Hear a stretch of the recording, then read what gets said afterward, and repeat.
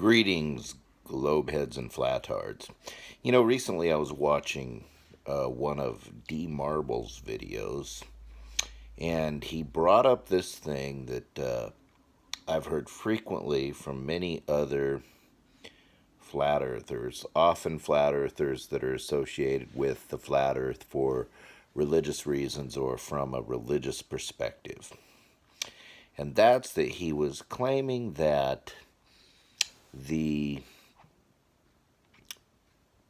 tilt of the globe on its axis of 23.4 degrees is satanic. I mean, he didn't come out and say this directly, but he basically implied it by saying that if you take the number of 90 degrees, which is a right angle, and then subtract the tilt of 23.5 degrees, what you're left with is 66.6 degrees. And then he implied that this was a sign that this was all from Satan. He went on to also compare or emphasize that the Earth is traveling 66,600 miles an hour in its orbit around the sun. And he also claimed that there's 666 feet of drop of curvature in a mile of the Earth's surface, according to the globe theory. Well, where does this come from? Where does this number 666 comes from? Let's start with that. If we're going to address this claim, it's from Revelation 13:18. The book of Revelation in that particular place is talking about how there will be a time when a person is not able to buy or sell unless they have the mark of the beast in their forehead or in their hand. There's a million theories for what this means. But Revelation 13:18 says, "For this is wisdom.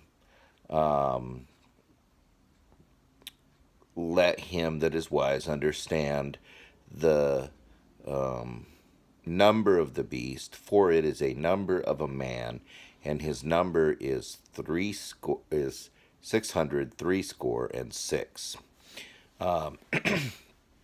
Well, first of all, a score is 20. So when you say 603 you're saying 666. First of all, let me be really, really clear on something. This does not state that the number of a beast happens to be a number that contains 3 sixes. It's far more specific than that. It specifically says 603 which is 666.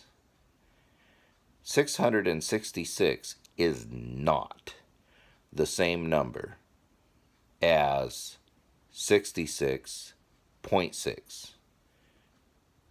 They are two completely different numbers that just happen to both contain 3 sixes. These numbers are 600 numbers apart. Well, 599.4,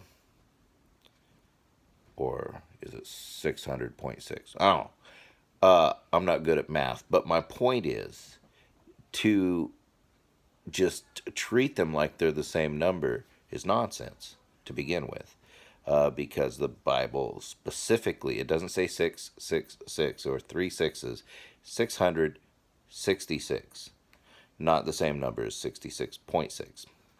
But furthermore, you're not even starting out with 66.6 in this particular equation. The number you're given to deal with is 23.4. And then you go to the right angle of 90 degrees and subtract it to get... You're really going out of your way to come up with this number so that you can go, woo. It's kind of silly. Furthermore, the other two numbers that D. Marble specifically mentions, and I'm sure others have brought up before, because D. Marble doesn't do anything original. All his material is, he's just like parroting what he said from people that are far more intelligent. Not suggesting that there are genius flat earthers, but relative to D. Marble, there's probably some that are. But the other two numbers he's talking about are even more nonsense because we'll take the number of the speed of the Earth on its orbit around the Sun of 66,600 miles an hour. This is a number that you're only going to find pretty much in the United States and nowhere else on Earth. Because miles per hour, miles was a old English measurement, and it's not even used in Great Britain anymore. They're completely metric. I think the whole world is, except the United States. There might be a couple of small places somewhere, who knows, South Pacific, wherever. But it's pretty much specific to the United States, first of all, which, if that was some kind of reference linked to the book of Revelation, why on earth would the book of Revelation tie into something that was only relevant in modern day American culture when the book of Revelation was written in Greek 2,000 years ago in another part of the world? That makes no sense. Secondly, even in the United States, when you're talking about science, usually metric is used. So you won't even hear any scientist give that as the speed of the Earth's rotational orbit around the Sun. They'll tell you it's 108,000 kilometers an hour, or often they even give it in kilometers per second, but not miles. So this odd coincidence that it happens to have 3 sixes in it, again, not the same number as 666. It's really kind of ridiculous to find anything ominous in that. And it's very America-centric. It has nothing to do with anything in the rest of the world.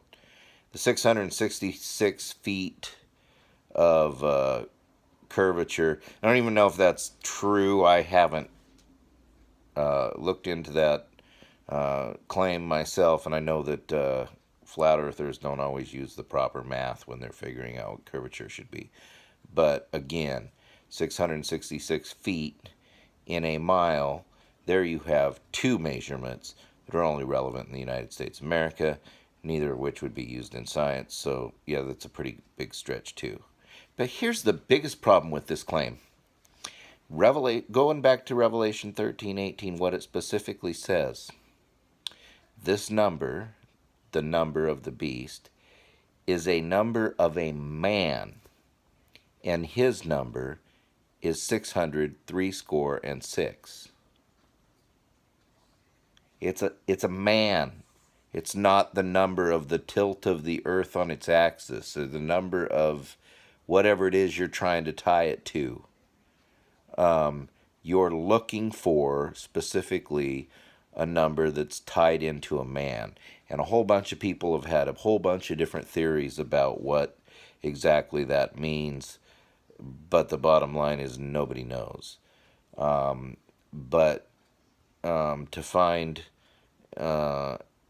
any type of connection where anytime you see the number 6 repeated a couple times in a row, and to freak out about it like it's somehow tied into this, pretty ridiculous and a pretty big stretch. In this case, a huge stretch, especially with the tilt of the earth, when the number that you're really talking about is 23.4. But here's another thing that really grabs my attention about this stuff. The flat earthers will try to tell you that you see all these clues, that you'll see these Masonic symbols hidden in things, that you will see things like this. That's not how secrets work, folks. If somebody was really lying to you and conspiring to trick you about what the shape of the earth was,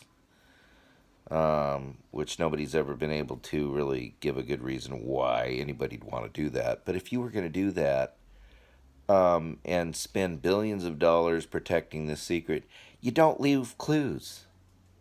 That's probably the biggest nonsense that ever comes out of the mouth of any conspiracy theorist, is that they leave clues right in your face. Folks, I was in the military for 24 years. I had a particular type of position where I had to have a secret clearance, and I had access to sensitive information.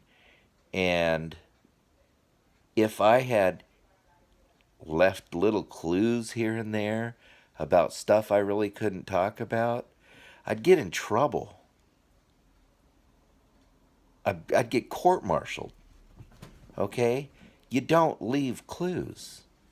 Even if the information is that you're putting out there does not directly expose the secret, if it's breadcrumbs that can leave there, it can get you in trouble.